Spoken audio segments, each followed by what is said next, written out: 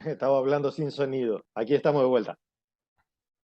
Sí, presente, profe. Ahí va a estar demasiado profético lo mío.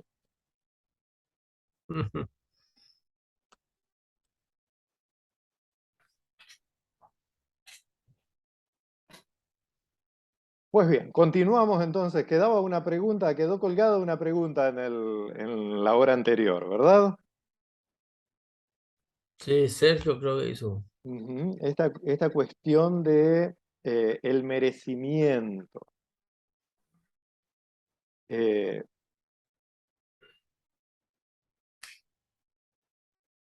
Nosotros vemos en los profetas mucho de eso. ¿Sí? Dios no paga de acuerdo a lo que nosotros merecemos, sino de acuerdo a su misericordia. Ni hablar cuando llegamos al Nuevo Testamento. Eh, hay, digamos, nosotros los seres humanos todos, tenemos una tendencia a pensar sobre la ley y a querer ganar con obras el cielo o el infierno. Es una cosa completamente contraria al Evangelio de Jesús, ¿no? Eh, Dios, el Dios vivo, Él actúa hacia nosotros con amor, con misericordia, no de acuerdo a nuestros merecimientos, sino de acuerdo a su propio carácter. Entonces nosotros, el decirle a alguien, por ejemplo, eh, vos te estás enfermando tal cosa por tus pecados, ¿sí? Especialmente cuando tenemos un entendimiento moral del pecado. Para empezar, ¿cómo vos sabés? Ahora, si tenemos un entendimiento sistémico del pecado, ahí es otra cosa. Porque, por ejemplo, si, si yo, si yo estuve,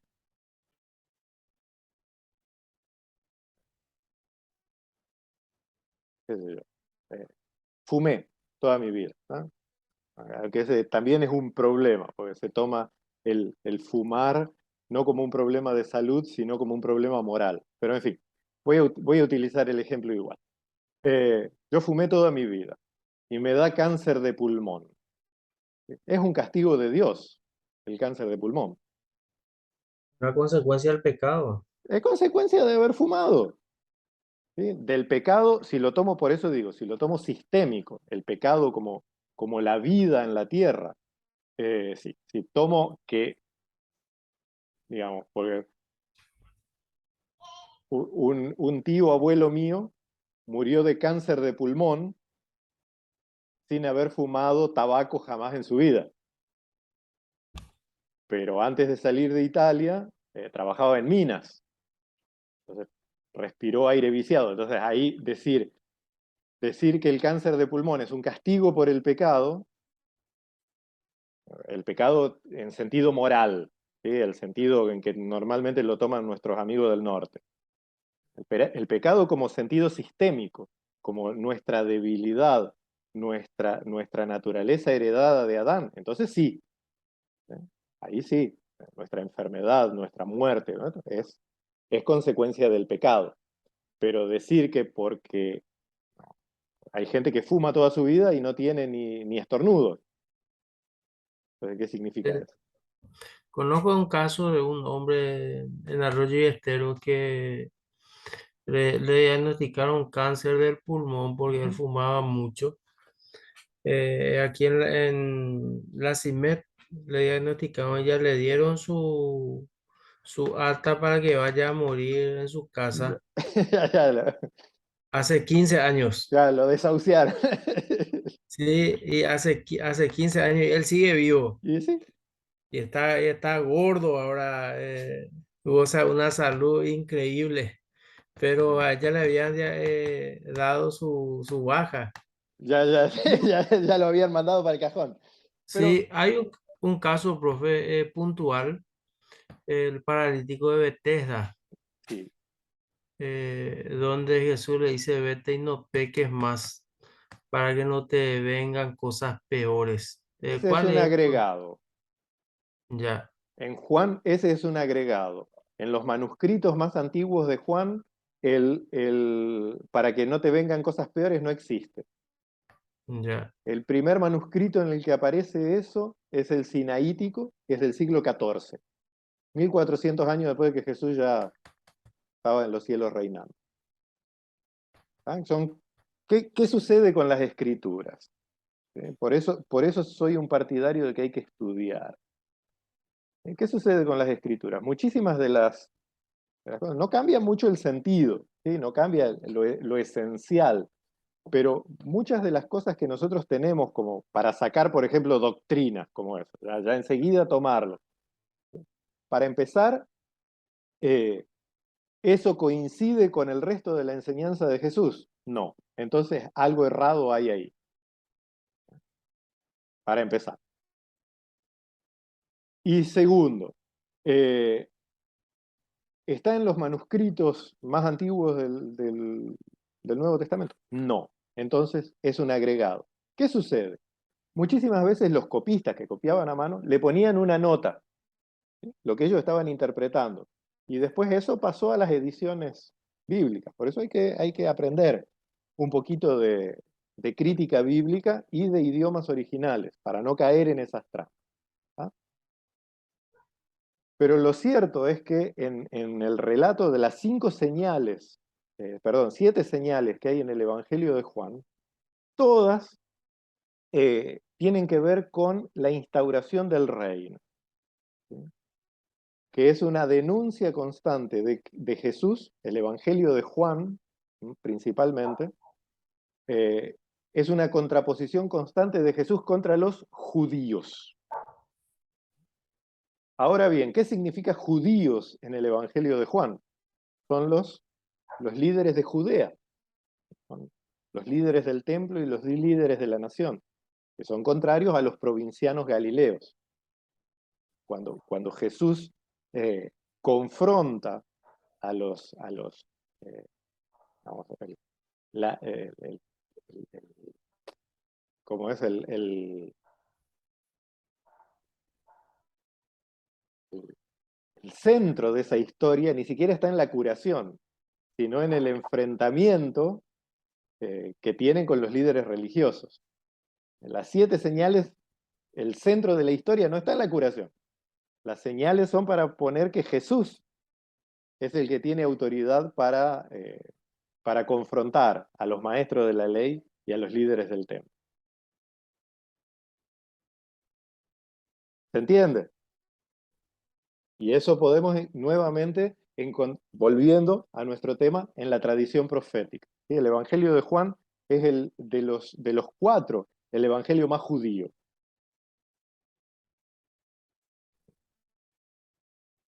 En Juan tenemos eh, el telón de fondo del Deuteronomio. Y ni hablar Apocalipsis. Apocalipsis es el Deuteronomio 100%. Tiene nada que ver con el futuro del mundo ni nada, sino con la autoridad de Dios en medio de su pueblo. Pero volvamos a nuestro tema, al profeta Amós. En Amós podemos encontrar quizás el ejemplo de profetismo donde todas las señales de profetismo están en una misma persona, y todas a nivel máximo. Amós es llamado por Dios sin ninguna relación con la institución. Cuando, cuando la gente, especialmente los líderes del pueblo, vienen a confrontar a Amós, ¿qué es lo que le responde él? Yo no soy profeta ni hijo de profeta. Yo soy criador de bueyes y plantador de higos. Totalmente fuera de la institución. Con total autoridad de Dios. Amós no tiene ningún problema en confrontarse con todo el mundo. Amós es perseguido ¿no? Todos los profetas son perseguidos, pero Amós, el pobre, eh, a donde va, lo garrotea. Amós, 100% va a un ministerio público encima entre un pueblo extraño, un pueblo que no le reconoce, ¿no? Entonces, en Amós tenemos todas las señales de un profeta. Y él comienza identificándose, ¿no? En su contexto histórico. Este es el mensaje de Amós, pastor de ovejas, del poblado de Tecoa, que recibió de parte de Dios acerca de Israel, 2 años antes del terremoto, en tiempo de Osías, rey de Judá, y de Jeroboam, hijo de Joás, rey de Israel. Bien en su tiempo, bien. ¿Cuál era vamos a volver un poquito atrás. Vimos el código de la alianza, ¿no? ¿Cuál era el propósito de la alianza de Dios con Israel?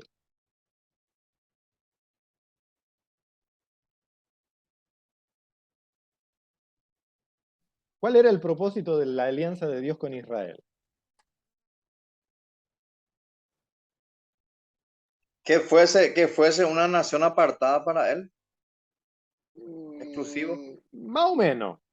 Eso dirán después los textos rituales, los textos sacerdotales. Por ejemplo, en Levítico 19. Pero no es el texto de la alianza. Sí habla de una nación santa, una nación elegida por Dios para un propósito. ¿Cuál era ese propósito? Manifestar al mundo la misericordia y la compasión de Dios. ¿No? Nada que ver con estar apartado, ser racista, ni nada de que después fueron los judíos. ¿No? Para nada. Pero en fin. Entonces, crear un pueblo en el cual se manifestase el reinado de Dios. Si Dios era el rey, podía haber otro rey. No. No, De hecho, no. un profeta como Samuel dirá que eso es pura idolatría, querer establecer reyes. ¿No? Vemos en el periodo previo a los reyes, y aún en el periodo de los reyes, hay toda una serie de dudas en cuanto al periodo de Salomón sobre todo, pero en el primer periodo de los reyes vemos todavía que Dios está en medio de su pueblo, ¿sí? No hay un templo, no hay nada que los seres humanos puedan hacer que contenga a Dios.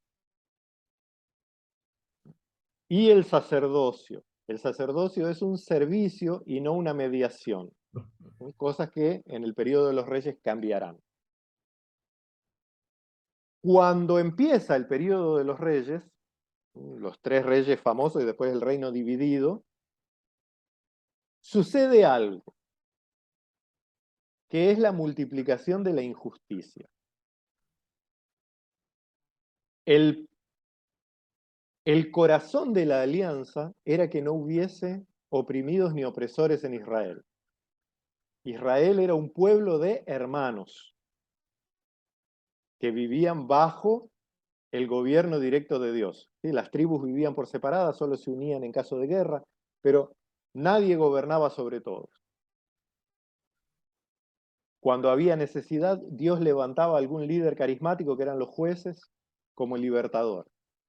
Pero no había estructuras de gobierno, no había opresores, no había opulentos. Cada cual vivía en su parcela tranquilo. Hasta que vinieron los reyes y empezó la opresión. Hubo una clase de ricos, una clase de pobres. Los sacerdotes entraron en connubio en vez de proteger a los pobres. A Isaías será un vocero de los pobres y las viudas. En vez de proteger a los pobres, de proteger a los excluidos, que era el propósito de la alianza, los sacerdotes entran en alianza con los reyes y los poderosos. Y ahí surge Amós a garrotearlos. Hoy en día, quien usa textos de los profetas para proclamar la prosperidad, eh, o no sabe leer, o es un mentiroso de cabo a rabo.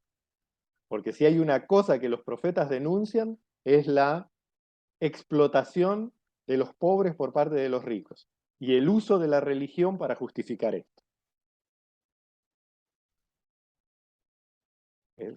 El mensaje de todos los profetas es ese. Ustedes usan el nombre de Dios para enriquecerse, para explotar a los pobres, para sojuzgar a los débiles, para despreciar a los más necesitados. Los profetas una y otra vez dicen eso. Entonces, ¿cuál es el mensaje central de Amós? Vamos a leer Amós 5:24.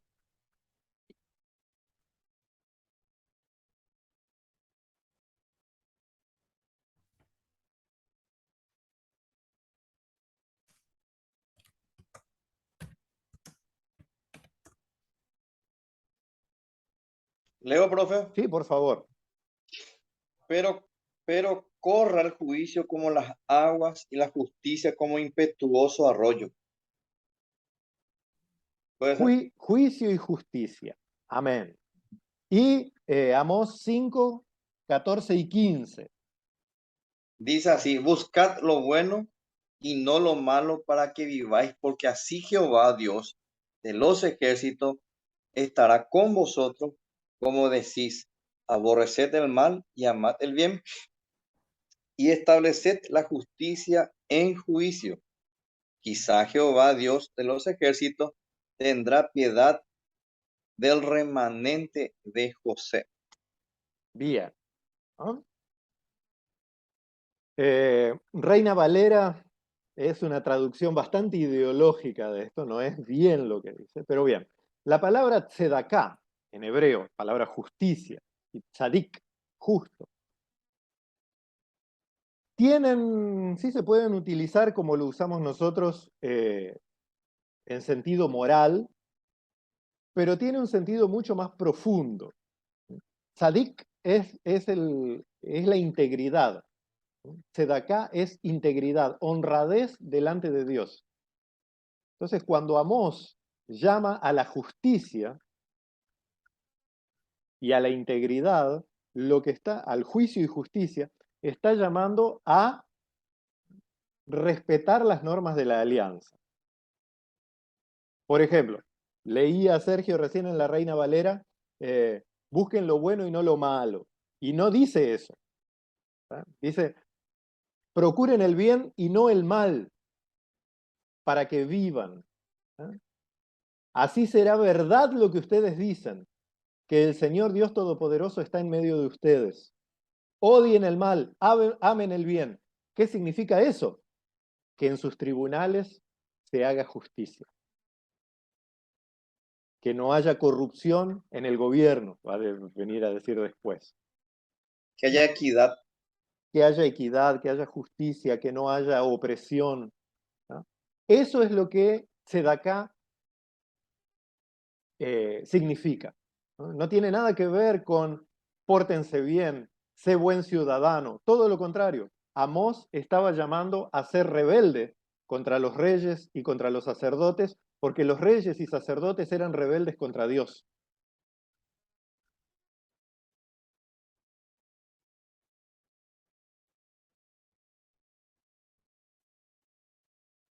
Muchas veces la ambición, el amor al dinero, al poder, eso hacía que se nublara su mente y actuara con desmedida contra el pueblo y ellos se afanaban de todo, como vos decías, en el nombre de Dios. Y ahí está el tema. No es solamente usar el nombre de Dios. Aunque no se use el nombre de Dios, Dios toma el lugar del despreciado, del huérfano y de la viuda, una imagen muy, muy de los profetas, no porque ellos sean buenos moralmente, sino porque Dios es su único defensor. Dios toma partido por los pobres, por el huérfano, por la viuda, por el excluido, No porque esos sean mejores que yo moralmente, sino porque Dios es su único defensor. ¿No? Y para entender lo que Amós está diciendo, podemos ir un poquito antes, Amós 5:12, donde Amós denuncia el pecado del pueblo. Y dice, Amós 5:10, voy a leer hasta el 13.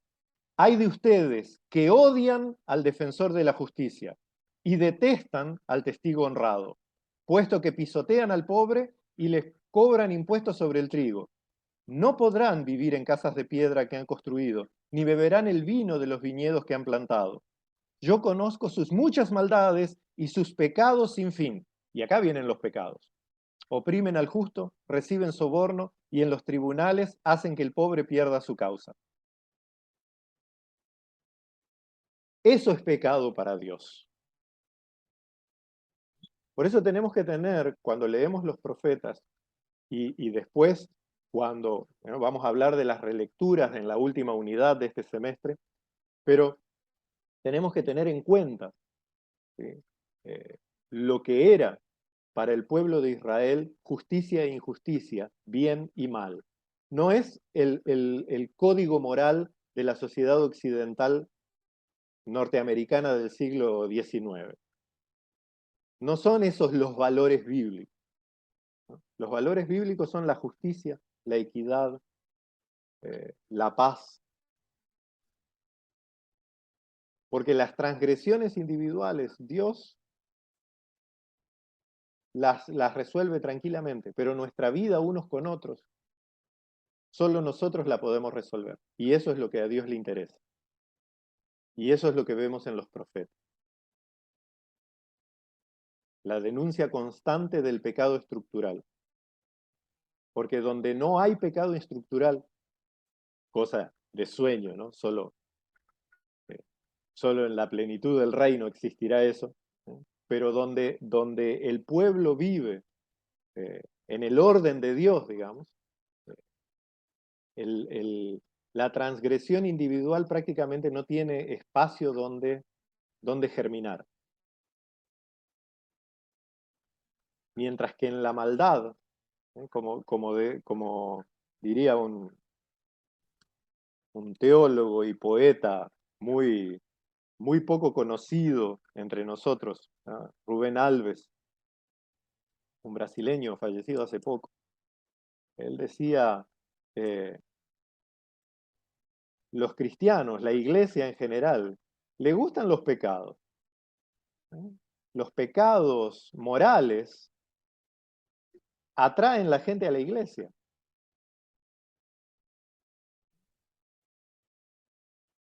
Pero los verdaderos pecados que deshonran a Dios, que destruyen su creación, esos a la iglesia no los llama pecados porque vive de ellos.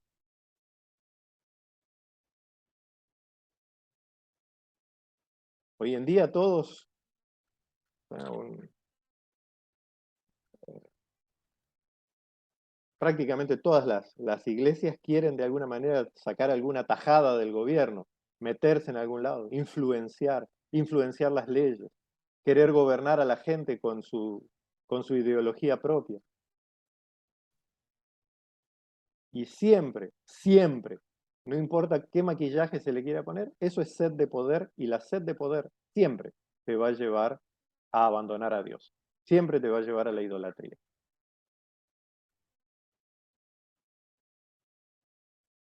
Nos deja que pensar. Entonces, sedaká, la palabra justicia que usa Amós, no tiene nada que ver con comportarse bien y cuidar lo que uno hace debajo de la sábana.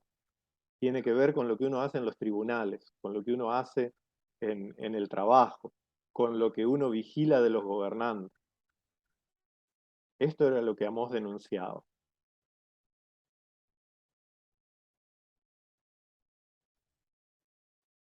¿Preguntas? Si no, ya les voy tirando unos datos de cómo leer los profetas. Sí, seguimos, profe.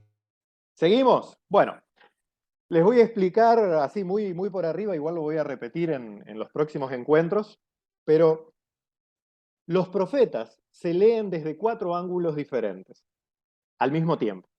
¿Sí? El primer ángulo de los profetas es su entorno social. ¿Sí? Los profetas son agentes de la historia de Dios, o agentes de Dios en la historia. Entonces no se pueden leer los profetas sin tener una idea de qué pasaba en su sociedad. Entonces, primer eje, lectura social. Segundo eje, la lectura económica de los profetas. La lectura, quiénes son los ricos, quiénes son los pobres, cómo producen, para quién producen, por qué producen. El tercer eje, pero que en realidad es el primero, es la cuestión política. Preguntarnos, ¿quién gobierna? ¿Para quién gobierna? ¿Cómo gobierna? En los profetas esa es una pregunta fácil de responder, porque siempre la respuesta va a ser mal. ¿Cómo gobiernan? Mal. ¿Para quién gobiernan? Para el mal. ¿Eh? Y por eso surgían los profetas. Y el cuarto eje es el uso religioso. ¿Qué ideas religiosas toman los profetas? ¿Qué denuncian? ¿Cómo lo proponen? Por ejemplo, un ejemplo fácil de ver una idea religiosa es Isaías 58, ¿no? El ayuno que Dios quiere. Entonces, ¿cómo los valores religiosos o las prácticas religiosas o las ideas de Dios influyen en el mensaje del profeta? Y ahora les voy a tirar el cómo vamos a ir haciendo el proyecto final. El examen final de esta materia no será un cuestionario, no será preguntas y respuestas, sino que cada uno de ustedes, son 4, es fácil de hacer, 15 minutos cada uno más o menos, van a hacer una presentación de un libro profético que ustedes elijan.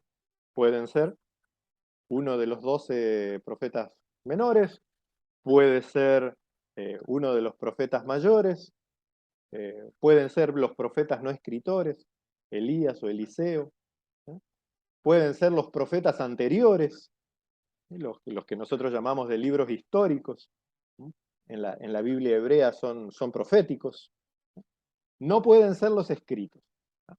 No puede ser Daniel, no pueden ser los Salmos, tienen que ser libros proféticos. Y lo vamos a leer desde estos 4 ángulos.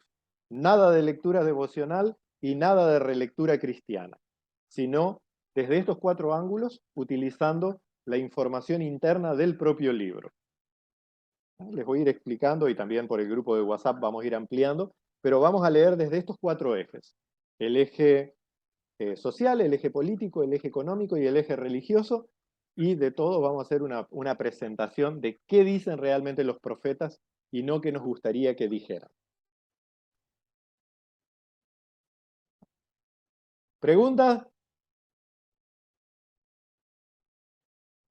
No, profe, una consulta nomás. Esos 4 puntos vas a enviar por el grupo, ¿verdad, profe? Para poder tener en cuenta.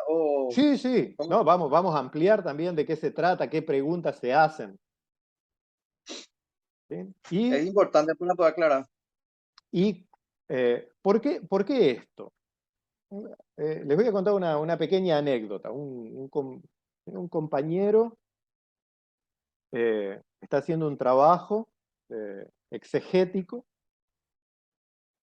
y, bueno, es sobre Nuevo Testamento, pero va a ser un trabajo exegético.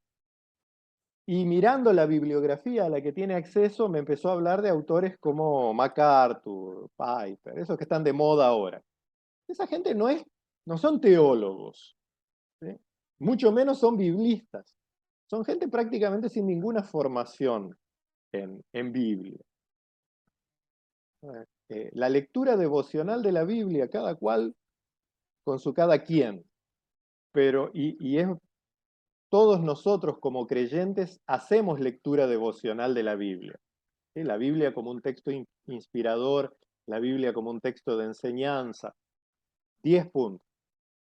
Pero hacer exégesis exige una preparación técnica en entendimiento de textos y en entendimiento de los idiomas originales que estos autores de moda no tienen y no quieren tener, porque quien conoce la Biblia como la Biblia está escrita no lee a estos autores ni a garrote. ¿No? Directamente los tira a un costado. Pero lamentablemente es lo que tenemos en las librerías evangélicas y poquísimos. O sea, por eso en la materia les estoy exponiendo a teólogos y biblistas de verdad, ¿sí? Y no a lo que normalmente vamos a conseguir en nuestras librerías evangélicas. Son difíciles de leer, son complicados, estamos trabajando con textos de 3000 años de antigüedad. No es que yo abro la Biblia y entiendo la Biblia, no sucede, y no sucede. No hay mediación, no sucede y no puede suceder. Para hacer un entendimiento técnico, una lectura cuidadosa, responsable y significativa de la Escritura, nosotros debemos conocer ese trasfondo. Y recordar, una cosa que tenemos que machacar una y otra vez, que los textos de las Escrituras son vivos y son actuales para nosotros, pero no fueron escritos para nosotros. Para entender qué es lo que dicen y para que tengan significado para nosotros, tenemos que llegar lo más cerca posible de los receptores originales. ¿Eso es 100% posible? No. Algunos fantasiosos te van a decir que sí, que si vos dominás bien el hebreo y conocés la historia de Israel en el siglo 7 antes de Cristo, no, imposible, porque la historia es autorreferencial. Nosotros leemos el pasado, pero de acuerdo a nuestros valores, de acuerdo a nuestro lugar en la vida. No podemos despojarnos de eso y sería irreal querer hacerlo. Pero también es fantasioso agarrar la Biblia y leer lo que se nos antoja sin tener en cuenta que es un texto de 3000 años de antigüedad. Y tristemente los autores populares evangélicos leen la Biblia así. Es lo que hoy en día dicen en los Estados Unidos que significa, como usan la palabra y lo meten y te dicen que eso significa. Y no, no es así y no es así. Definitivamente venden un montón, pueden ser muy famosos y sobre todo escriben lo que la gente quiere escuchar. Vos estás bien y el resto del mundo está mal. Y el mundo está, y si pudiéramos matar a todo el mundo y degollarlos y acabar con la maldad en el mundo, el reino de Dios sería establecido sobre la tierra. Bueno, eso es mentira. Es una visión idolátrica de la Biblia. Entonces vamos a intentar al menos adquirir algunas herramientas de análisis discursivo, de análisis narrativo y de análisis retórico de las escrituras, como para tener un acercamiento más realista al mensaje de las escrituras y no el acercamiento devocional.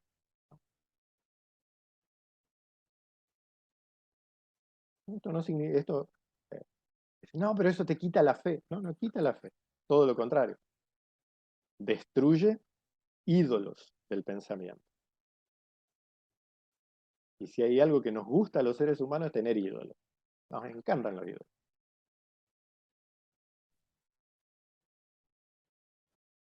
Profe, Diga, te digo los contextos históricos, sí, como usted dice, viste que algunos, yo no sé si es coherente lo que quiero llegar, pero el tiempo no vuelve así como un círculo otra vez, vuelve en estos tiempos a estar lo que ya fue, como dice la Biblia, no hay nada nuevo bajo el sol. Y todo lo que aconteció ya en la época de Jesús, en todo de Abraham, no vuelve otra vez esa retórica, el mismo acontecimiento del No, pecado y de mucho peor. ¿O usted qué dice, profe? lo que Salomón dice, el predicador en Coelet, el Eclesiastés, es que somos humanos, como diría Virgilio, homo sum et humanum nihil me alienum puto. ¿Eh? Yo soy un ser humano y nada de lo humano me resulta extraño. Eso es lo que está diciendo Salomón. Somos seres humanos y nosotros no hay nada, no hay nada que los seres humanos puedan hacer que ya no se haya hecho antes. Pero eso no significa una historia cíclica, que de paso es la visión hindú pagana de una historia autorrepetitiva. Para los cristianos hay un principio y hay un fin. La historia es lineal, no es. Para los judíos también, por cierto. Para los islámicos también, por cierto. Eh, entonces, la historia circular es una cosa de los pueblos de Oriente que no tiene nada que ver con nuestra cultura. Lo que Salomón está diciendo es, no hay, nada me sorprende. O sea, no importa lo que hagamos, eso está en el corazón humano. ¿Sí? No dejamos de ser humanos. Y cuando yo cumplí 16 años, 16 o 17, mi abuelo me regaló un letrerito que decía, la juventud de hoy en día es realmente degenerada.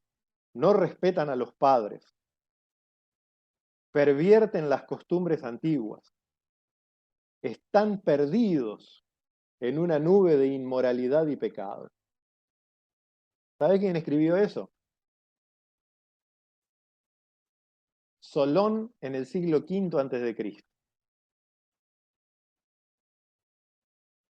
A cada generación nos parece que se degenera cada vez más. Y no, es siempre lo mismo. No hay multiplicación. Sencillamente tenemos más internet. Profe, y ese donde dice Jesús que la maldad del hombre va a aumentar y el amor de muchos se enfriará. Después otro también que Jesús pone como ejemplo en los tiempos de Noé. Así como eso, ¿cómo interpretar, profe? Y lo que dice allí, el pueblo desapareció. O sea, para nosotros, Jesús es un cristiano. Y Jesús no era un cristiano. Jesús era judío, que hablaban los judíos en las sinagogas. Entonces hay que interpretar lo que Jesús dice en su contexto judío del primer siglo.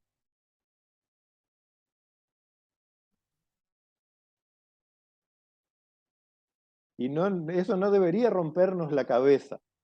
Jesús no te habló a vos, Sergio, no me habló a mí, Andrés, ni a César. Jesús habló a la gente que estaba allí. Sus palabras siguen siendo actuales para mí y su obra sigue siendo actual para mí, pero no me habló a mí. Y cuando yo quiero leer lo que a mí se me antoja, la Biblia termina diciendo lo que a mí se me antoja.